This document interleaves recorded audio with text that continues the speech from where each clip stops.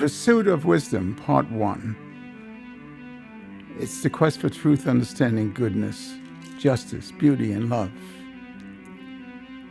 It includes ideas from up to 85 of the world's leading scholars. So the purpose of Pursuit of Wisdom is to find transcendent truth, goodness, justice, and beauty. Faith and reason are essential, especially when things are not fully known. The end objective of all wisdom is perfect love. How we act is key. It's not just about faith. We don't create our values. In our life, we rediscover the values that have true meaning for us.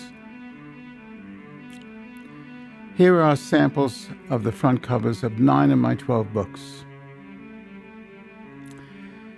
Some of the topics I'll discuss today, I have a sample here, is truth subjective or objective? I'll explain the 6 days of creation, why our ancestors lived longer, ideas that have changed our thinking, and so forth. Especially I'm going to focus on climate change, which is a key issue with many people. What's micro and macro evolution? What's the difference? The latest findings about Homo sapiens and the human genome and how our population has changed and so forth. What is truth? Let's begin with that. Truth is consistent with the mind. It's pragmatic truth, the way things really are. Intelligence is openness to ideas, goal-seeking, and navigating to a goal. So Christ said, "I've come into the world to testify to the truth." The Roman governor replied, "What is truth?" Some today say truth is relative, it's collective judgment, it's our cultural consensus. That is incorrect. There's objective and subjective truth. Pragmatic truth is sufficient for action. You might say it's true enough. So here's an example of objective and subjective truths. Objective truths are about what and how. Subjective truths are about why. Would anyone want to live without subjective truths, without music, without the arts and love? Subjective truths give life meaning. So we have examples here of sciences. Most sciences are verified experiments, which are objective truths. The beauty in art is obviously subjective. The medical field today is part subjective and objective. Faith and trust is based on evidence. It's not blind faith. And the legal field is partly subjective and objective. It's based on human judgment. The average human looks without seeing, listens without hearing, touches without feeling, and talks without thinking. That's what Leonardo da Vinci said. I guess that's about 500 or 600 years ago. According to a recent Harvard study in 2010, people spend 47% of waking hours with their mind in a wandering state. Should we ignore our transcendental nature? It would cause us to underestimate and depreciate our dignity, our destiny, and meaning of life. It takes away an important source of healing for those who are suffering. It leads to a decline in ethical motivation within individuals and clinical conduct within our culture. If we do not try to help our culture overcome this self-limiting, self-depreciating, self-destructive belief in mere materialism, we consign ourselves to be part of it. For its very negativity demands that those not controlling it do something. I'm trying to do something about that with my books. So here's an example of a hierarchy of 3 dimensions: biological, material, and spiritual. The spiritual, of course, is about gods, souls, or spirits. Thoughts and consciousness stay with our spirit when we die. I'll show that later. So in the biological realm, at the lowest level, we have microorganisms. Even before that, we have quantum physics. But microorganisms, DNA codes, genome, and life itself. And in the material area, for example, we have the universe, galaxies within the universe, the stars within the galaxy, and Earth itself. And there are other Earths out there. So we are transcendent beings. Thoughts and consciousness remains with our spirit when we die. To believe is nothing other than to think with assent. Believers are also thinkers. In believing they think, and in thinking they believe. If faith does not think, it is nothing. So said St. Augustine back in the 5th century. One has to abide by truth and harmony in life. So we have the theological level, which is the study of God, philosophy, logic, mathematics, all sciences, and then it's broken down into the various disciplines. Theology is the study of God. Philosophy is love of wisdom. Logic or reason, math and ethics is above sciences. Sciences include many fields of study. Objective and subjective truth key points. Laws of biology, chemistry, physics determine which biological structures can and cannot evolve. Genetic codes, DNA, guides all forms of life. During the Cambrian explosion, about 540 million years ago, entirely new species came into being. So Darwin's origin of the species theory that nature does not make jumps has been proven false. I say to you, creative humans evolved before receiving their eternal souls. Therefore, if I'm correct, creation and evolution are compatible. Now here's a slide that shows the percentage of years where great powers fought each other and the deaths going back to the 1500s. Human evil is real. This slide shows it. Thus, perfect goodness must also exist. I focus on that issue in my other book called Middle East Quicksand. This historical novel predicts what is likely to happen in the Middle East by 2020, 2021. Let's discuss climate change. It's a hot issue. Earth's ecosystem is like a living organism, and humans have the power to destroy their bodies and the Earth. One of the causes of climate change is the tilt of the Earth, the wobbling effect of the Earth. Change in the Earth's axis happens about every 400,000 years or so. And I ask you, what is worse? Earth warming or Earth freezing? If the Earth freezes, the plants die. If the plants die, the animals die. And we will have difficulty finding food. Now, it is true that in the North Pole, the ice cap is melting, and we see here that the Greenland, I spent a winter there in the Air Force. It was 50 below zero. That was more than 60 years ago. And the ice is melting, and the seas are growing slightly, 0.75 millimeters per year.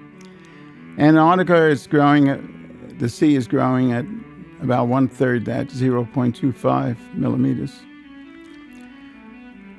So the seas are rising, but the Earth also rises and falls.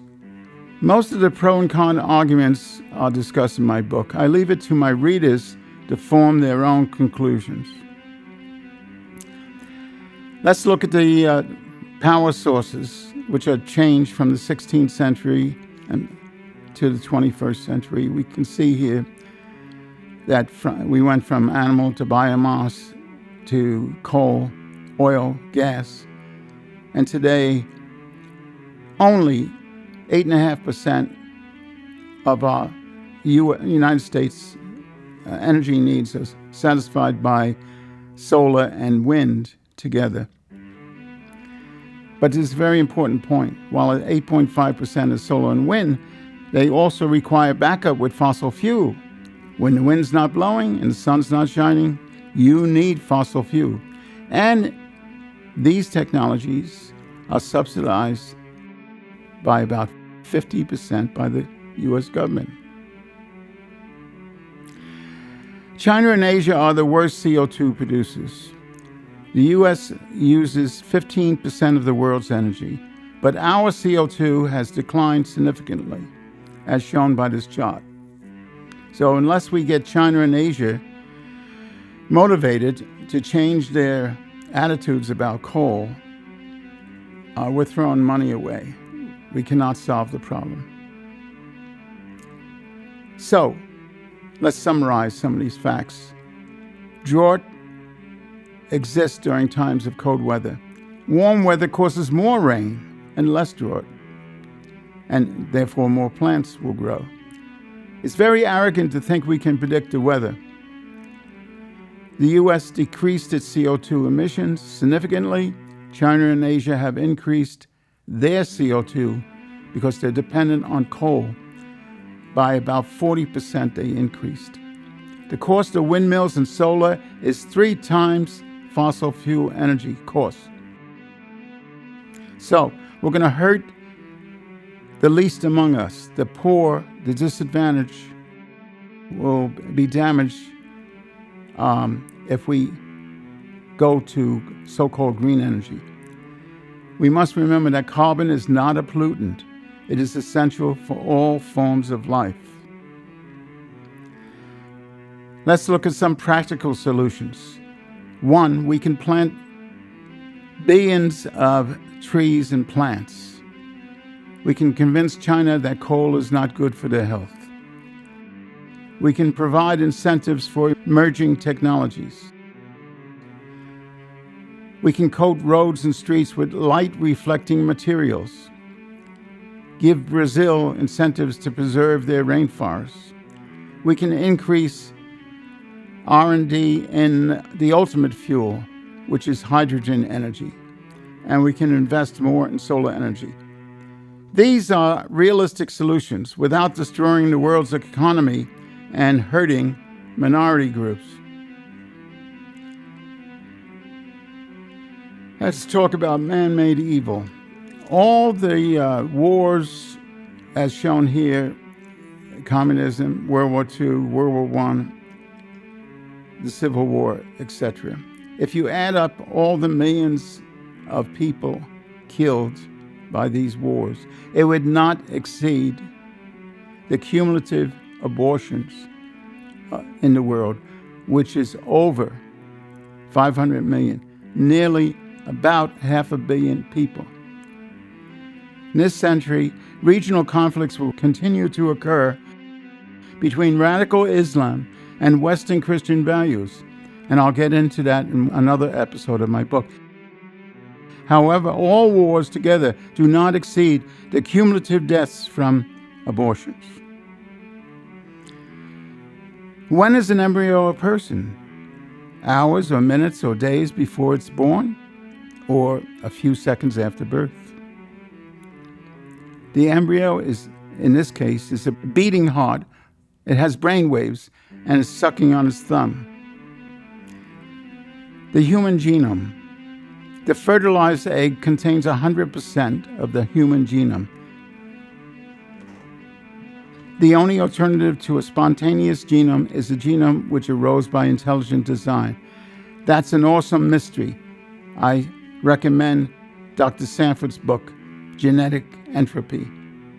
So the question is, if the genome is designed, who is the designer? There are no illegitimate children, only illegitimate parents. Babies are beautiful, innocent, trusting. until they learn otherwise from their parents and their peers. Let's look at Roe v. Wade, which I predict will be overturned by next year or modified. So the Supreme Court in 1973, nearly 50 years ago, said we need not resolve this difficult question of when life begins, when those trained in the respective disciplines of medicine, philosophy, and theology are unable to arrive at any consensus. The judiciary, at this point in the development of man's knowledge, is not in a position to speculate about the answer. So many people say we have to move on, it's settled law. No, it's not settled law. Because back then they didn't have DNA sequences. Today we can prove that a fertilized egg contains 100% of the human genome. Now, the Supreme Court in the past has made mistakes, such as the Dred Scott decision that denied Black Americans citizenship. They overturned that. So the absence of evidence is not evidence. What we and our children are and what they may become is determined by 4 factors: nature, nurturing, education, and the environment. Nature, DNA, depends on who you marry. That's a critical decision, isn't it? Nurturing, parents have to, especially the mother, has to give up her career for the first couple of years and take care of her child. Education is critical, especially at an early age. And the environment, we can control the environment. So children are born innocent. What we do or don't do determine what they will become. Here's a baby sticking his finger up at you. Shamefully, 72% of Black families in the U.S. lack live-in fathers because of the welfare system. It's no longer just a safety net. There are many clueless parents out there.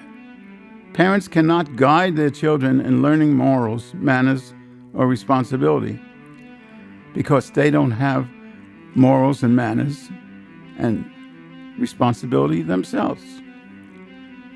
This is one of our cases in another book which my wife and I produced, which is called Best Interests of the Children, which includes a dozen cases of neglected and abuse, and we recommend solutions to this problem. This won 5 stars. Factors that determine a child's future is obviously attitude, especially early positive or negative attitudes. Parenting. They must guide their children and teach morals and responsibility. Education. Somebody with a BA or BS can earn 3 to 5 times as much as a high school diploma in this country. And very important, role models.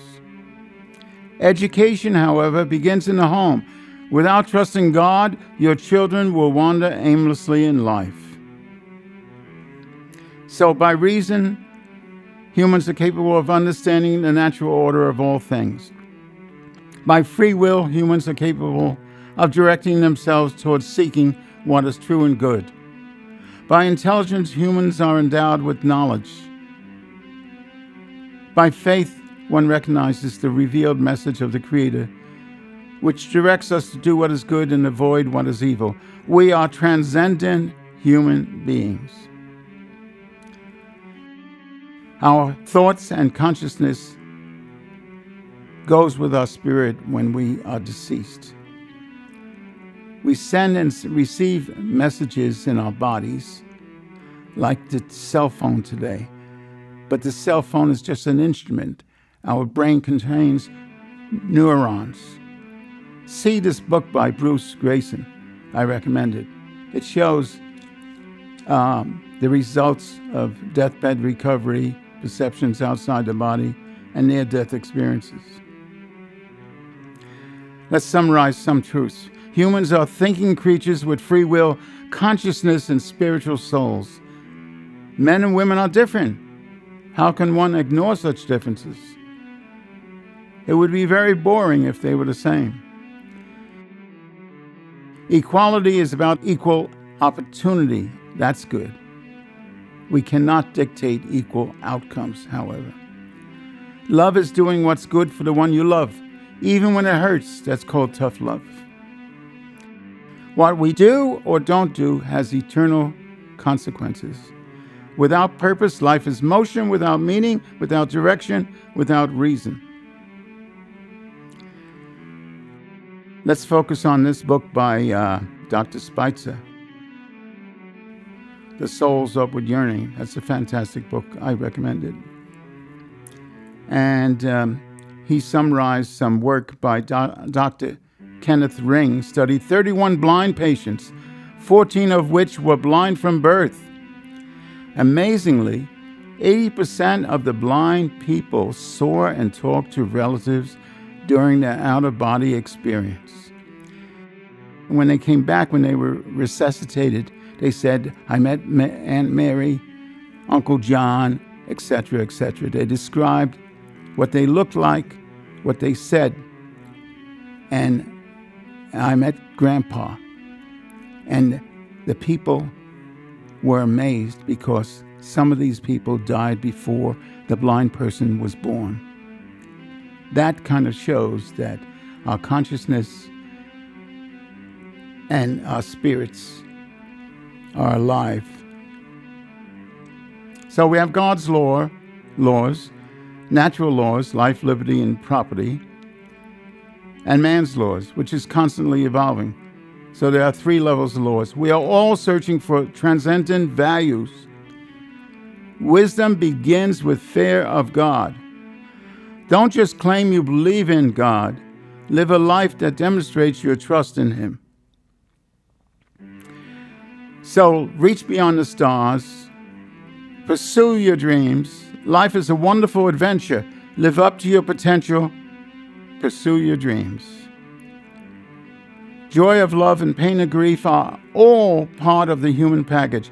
Nobody escapes this truth. Nobody escapes some love and lots of pain. We are transcendent beings. Our thoughts after death remain within our spiritual conscious mind. So this is how you can order the book. Thanks for your attention. My next chapter on YouTube will be about Islam versus Christianity. So I answer 3 key questions in this work.